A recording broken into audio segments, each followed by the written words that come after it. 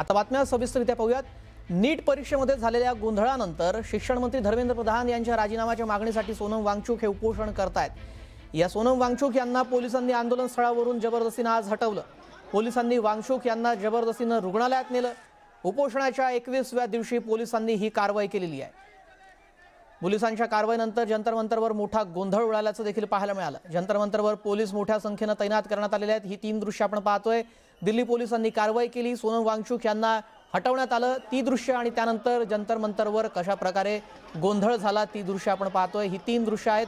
सोनम वांगचुक यांना 21व्या दिवशी आज पोलिसांनी कारवाई करत उपोषण स्थळावरून त्यांना थेट रुग्णालयामध्ये दाखल केलं।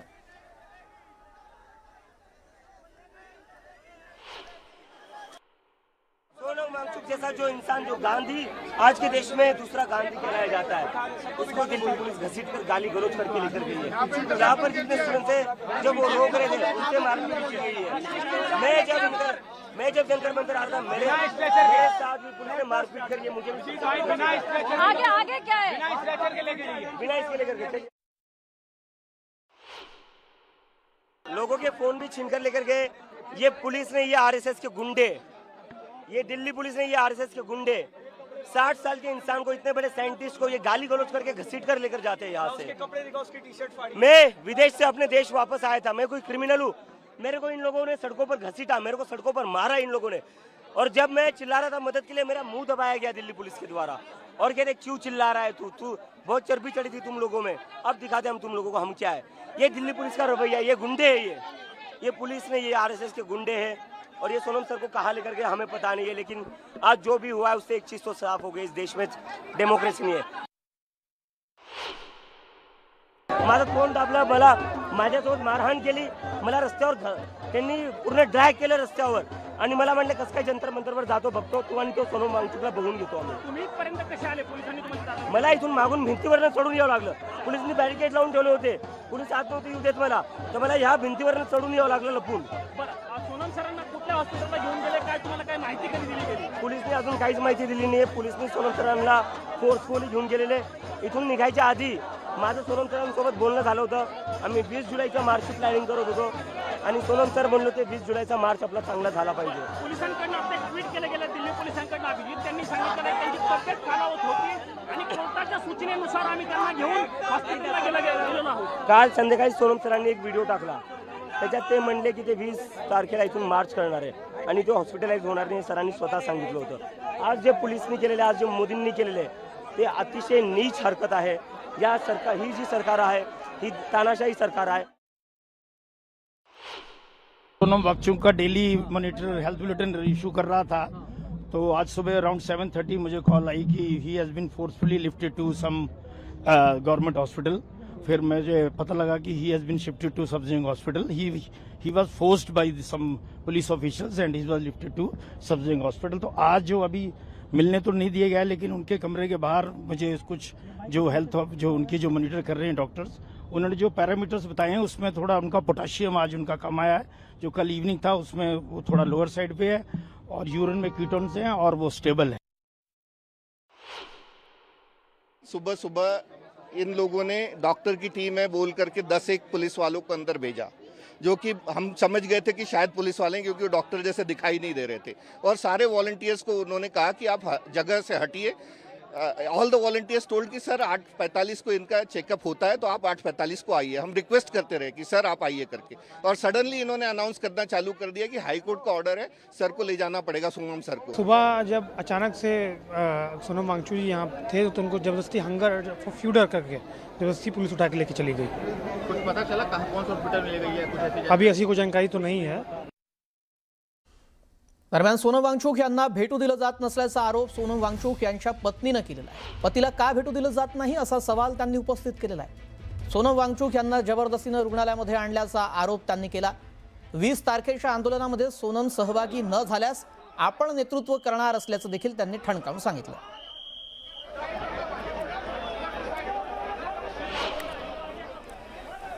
हॉस्पिटल के बाहर खड़ी हूँ जहाँ पर सोनम वांगचुक को एडमिट किया गया है। आज सुबह उन्हें जंतर मंतर की साइड से यहाँ पर लाया गया बिना उन्हें बताए या बिना मुझे बताए। और कल शाम को ही सफदरजंग के ही डॉक्टर्स ने उनका चेकअप किया था और सारे वाइटल्स नॉर्मल थे और पोटेशियम उनका 4.3 था शाम को 4:15 बजे। लेकिन अभी हमें कह रहे हैं कि पोटेशियम 2.9 हो गया है और लाइफ थ्रेटनिंग है। लेकिन जब हमने कहा कि रिपोर्ट दिखाइए, क्योंकि हम बिना रिपोर्ट के कुछ भी उनको देना नहीं चाहते हैं, मैंने क्लियरली ये कहा है कि कुछ भी ओरल या इंट्रावेनस बिना मेरी कंसेंट के उनको नहीं दिया जाएगा और जो भी दिया जाएगा वो रिपोर्ट के बेसिस पे दिया जाएगा। लेकिन वो हमें वो रिपोर्ट दिखा तो रहे हैं जिसमें 2.9 है उनका पोटेशियम, लेकिन दे नहीं रहे। तो इसीलिए ये ट्रांसपेरेंसी की वजह से मुझे ये ट्रस्ट में प्रॉब्लम आ रहा है। और ऊपर से अगर ये मेडिकल ही इशू था तो इतने पुलिस यहाँ क्या कर रही है? फोन हमें क्यों नहीं ले जाने दिया जा रहा सोनम को? तो ये जैसे सफदरजंग हॉस्पिटल नहीं है, जैसे सफदरजंग प्रिजन है, ऐसा लग रहा है। इतनी सारे पुलिस हैं उस फ्लोर पे और जो 2.9 ये कह रहे हैं जिसके बेसिस पे ये इंट्रावेनस देना चाहते थे पोटेशियम, जो मैंने मना कर दिया है, वो 2.9 मेडिकली पॉसिबल नहीं है कि एक ही शाम में 4.3 से 2.9 आ जाए। हम एक थर्ड पार्टी लैब से दोबारा वो टेस्ट रिपीट करने जा रहे हैं बिना उनको दवाई देने के पहले, और वो बिल्कुल ठीक हो जाएंगे और वो यात्रा के लिए रेडी होंगे।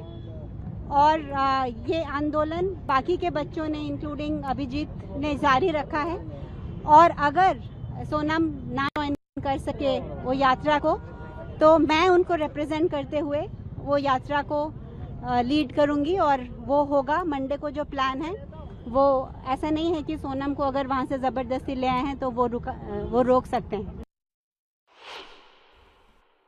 हाँ, डेफिनेटली ये तो उनकी रूल बुक का ही एक पार्ट है।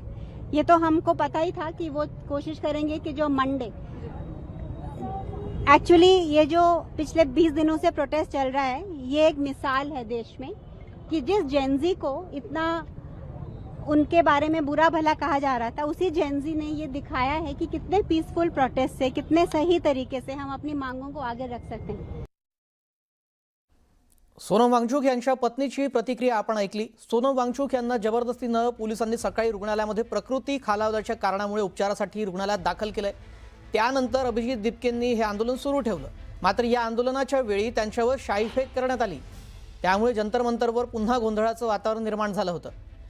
त्या आंदोलकांशी बोलत असताना एक महिलेनं त्यांच्या तोंडावर आणि अंगावर शाई फेकली। ही संपूर्ण घटना तिथे कॅमेऱ्यामध्ये कैद झाली। पैसे देऊन आंदोलनामध्ये गुंड घुसवलेत। प्रत्येक गुंडाला 500 रुपये दिल्याचा आरोप दिपकेंनी यानंतर केला। या दृश्यांमध्ये आपण पाहू शकतो अभिजीत दिपकेंवर एका महिलेकडून शाईफेक करण्यात आलेली आहे। सोनम वांगचुक यांना जबरदस्तीने पोलिसांनी ज्यावेळेला रुग्णालयामध्ये दाखल केलं त्यावेळेला त्यांनी आंदोलन सुरूच ठेवलं आणि ते इतर आंदोलकांशी बोलत होते। त्यावेळेला ही महिला तिथे त्यांच्या जवळ आली आणि त्यानंतर तिने त्यांच्या चेहऱ्यावर आणि अंगावर शाईफेक केली आहे। शाईफेक करणारी ही महिला कोण या दृश्यांमध्ये ती स्पष्टपणे दिसते। जंतर मंतरवर या घटनेनंतर पुन्हा गोंधळाचं वातावरण निर्माण झाल्याचं पाहायला मिळालं। अभिजीत दिपके हे आंदोलकांशी चर्चा करत होते आणि त्याच वेळेला त्यांच्या अंगावर ही शाईफेक करण्यात आली आहे। दरम्यान वांगचुक यांना उपोषण स्थळावरून हटवण्यानंतर दिल्ली पोलिसांनी या संदर्भातलं स्पष्टीकरण दिलेलं आहे। माननीय उच्च न्यायालयाचे आदेश आणि तज्ञ डॉक्टरांच्या वैद्यकीय सल्ल्यानुसार प्रसिद्ध पर्यावरण कार्यकर्ते सोनम वांगचुक यांची खालावलेली प्रकृती लक्षात घेता त्यांना आवश्यक त्या वैद्यकीय उपचारासाठी रुग्णालयात हलवण्यात आल्याचं पोलिसांनी सांगितलं। माननीय उच्च न्यायालयाच्या या आदेशाचं पालन करत असताना काही आंदोलकांनी पोलिसांच्या कारवाईमध्ये अडथळा आणण्याचा प्रयत्न केला। त्यामुळे घटनास्थळी काही काळ किरकोळ गोंधळाची परिस्थिती निर्माण झाली होती। मात्र पोलिसांनी अत्यंत संयम बाळगून ही संपूर्ण प्रक्रिया शांततेत आणि सुरक्षितपणे पार पाडली। जंतर मंतर लवकरात लवकर आणि शांततापूर्ण मार्गाने ती जागा रिकामी करावी असं आवाहन पोलिसांनी केलं आहे।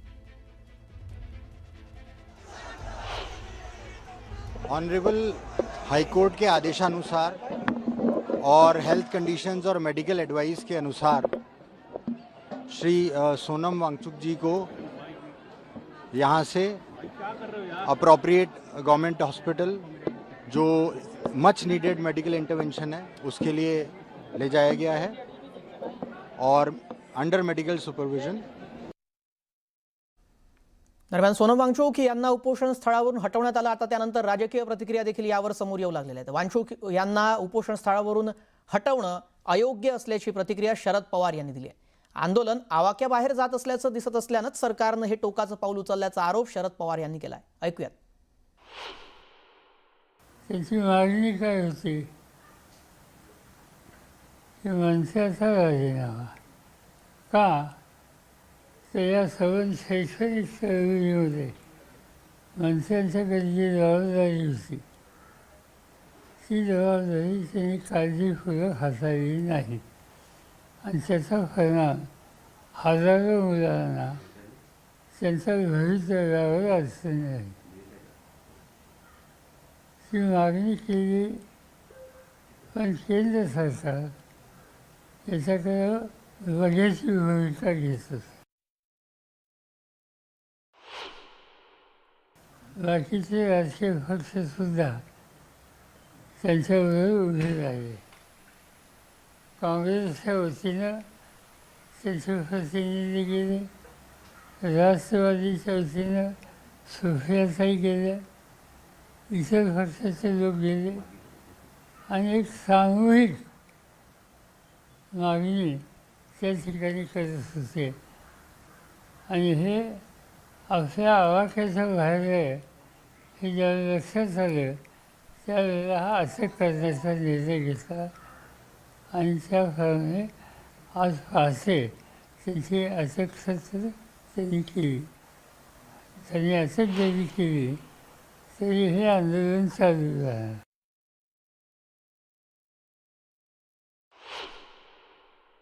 हे सरळच आहे ना, असं की मागणी जास्त होती, विद्यार्थ्यांच्यासाठी होती आणि नोटीस दिलेली होती.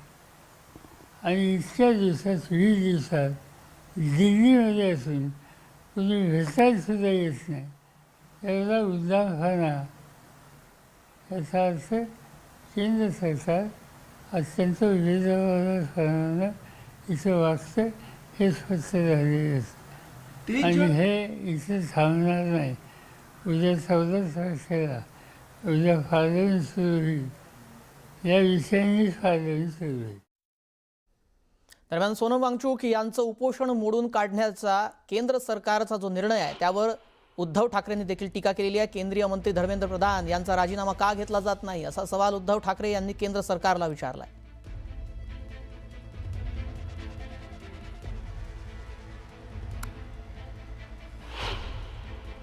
धर्मेंद्र प्रधान यांच्यामध्ये असं काय आहे आणि अजून किती बळी घेतल्यानंतर धर्मेंद्र प्रधान यांचा राजीनामा घेतला जाणार आहे हे सरकारने एकदा जाहीर करावं. कारण वांगचुक हे तर स्वतःची प्राणाहुती द्यायला तयार झालेले आहेत. आता मी येताना माझ्या कानावर आलं की मुलंसुद्धा आता उपोषणा बसलेली आहेत. यापूर्वीच नीटच्या परीक्षेच्या पेपर लीकमुळे अनेक विद्यार्थ्यांनी आत्महत्या केलेली आहे. मग एवढ्या आत्महत्या होऊन सुद्धा युवा शक्ती अशी वाया जात असताना धर्मेंद्र प्रधान यांना असं काय सोनं लागलंय की ज्यांच्या चुकांवरती सरकार पांघरून घालतं. मला पोलिसांचा हा जो काही दावा असेल तर पोलिसांनी त्यांच्या दाव्यानुसार कोर्टाची ऑर्डर दाखवावी की त्यांना उचलून हॉस्पिटलमध्ये टाका. कोर्टाने त्यांच्या प्रकृतीबद्दल चिंता व्यक्त केलेली आहे. यापूर्वी देखील अनेक उपोषणं झालेली आहेत. अगदी आपल्या स्वातंत्र्यापूर्वी सुद्धा महात्मा गांधींनी उपोषण केले, नंतर सुद्धा केले. चर्चा केल्यानंतर उपोषण सोडलं जातं. अण्णा हजारेंच्या बाबतीत सुद्धा काँग्रेसचं सरकार असताना चर्चा करून उपोषण सोडलं गेलं. सरकारने अजूनही वेळ गेलेली नाही. नीट त्यांच्याबरोबर चर्चा करावी आणि उपोषण सोडवावं. की सरकार चालवणं म्हणजे काय चालवणं, की आपलं म्हणणं रेटून नेणं म्हणजे सरकार चालवणं नाही. परत एकदा सांगतो की भारतीय जनता पक्ष आणि प्रशासन यांचा दुरान्वयाने देखील संबंध नाही. एक तर जनतेच्या प्राणाची, युवकांच्या प्राणाची यांना किंमत नाही आहे. आपलं म्हणणं तेच खरं, ह्यालाच हुकुमशाही. दरम्यान सोनम वांगचुक यांना आंदोलन स्थळावरून हटवल्यानंतर आदित्य ठाकरे यांनी देखील ट्विट करत आपली प्रतिक्रिया दिलेली आहे.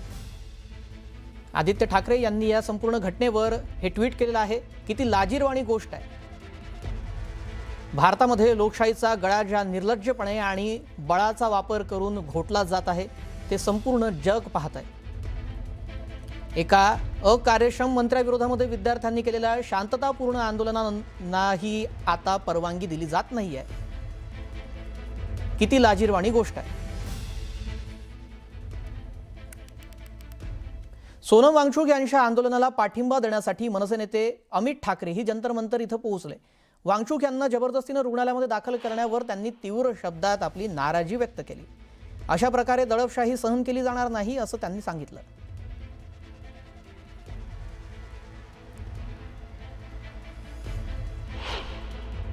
एवढा मोठा माणूस, एक सायंटिस्ट, एज्युकेशनिस्ट, ज्यांनी विद्यार्थ्यांसाठी असेल, शेतकऱ्यांसाठी असेल, आपल्या सैन्यासाठी असेल, एवढे कामं करून ठेवली आहेत, त्याने तुम्ही अशा प्रकारे एक तर 20 दिवस त्यांना उपोषणावर बसवलं.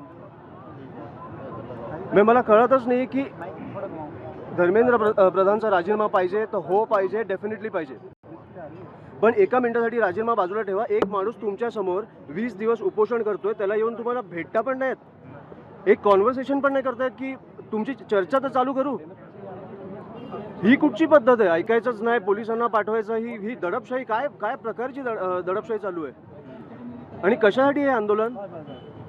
नीटमुळे 20 मुला मुलींनी आत्महत्या केली आहे, त्याच्यासाठी सरकार जबाबदार नाहीये. दरम्यान वांगचुक यांना उपोषण स्थळावरून हटवण्याच्या भूमिकेचा विरोधकांनी तीव्र शब्दात नाराजी व्यक्त करत निषेध देखील केलेला आहे. पाहूया.